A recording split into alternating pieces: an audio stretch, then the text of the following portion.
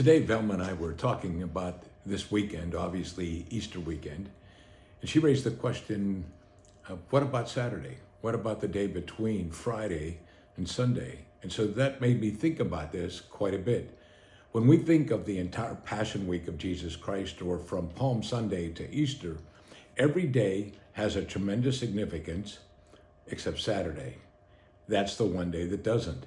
And it's interesting that some have, I think, misunderstood this. In Ephesians chapter 4, it talks about Jesus descending before he ascends. And so there have been those that said, well, he descended into hell and that's where he paid for sin. None of that is true, because the thief on the cross was told that day, the day of the crucifixion, that this day you will be with me, he said, in paradise.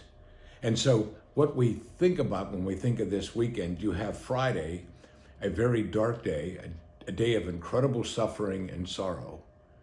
And then you have Sunday, the day of the resurrection, unspeakable joy, just a wonderful day.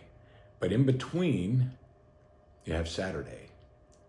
Saturday is the day of waiting. That's what this day is all about. The day between the crucifixion and the resurrection of Jesus Christ. And when you think about those who experienced that first weekend, this is a day where their faith failed mightily. The disciples were all hiding out for fear of the Jews. And even when we get to Sunday morning in John chapter 20, John writes, he says, now on the first day of the week, Mary Magdalene came early to the tomb while it was still dark, and she saw that the stone was already taken away from the tomb. And so she ran and she came to Simon Peter and the other disciple whom Jesus loved, and said to them, they have taken away the Lord out of the tomb, and we do not know where they have laid him. She wasn't anticipating Jesus is raised from the dead. Peter and John were not anticipating that Jesus had risen from the dead. In this day of waiting, the early church, those first disciples, failed.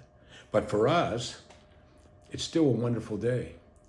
It's a day when we can look back with great gratitude for what happened on the cross for us, the substitutionary atonement of Jesus Christ for our sins, and a day that we anticipate with great joy, the day of the resurrection. But today, for all of us, is the day of waiting, and we wait with great expectation.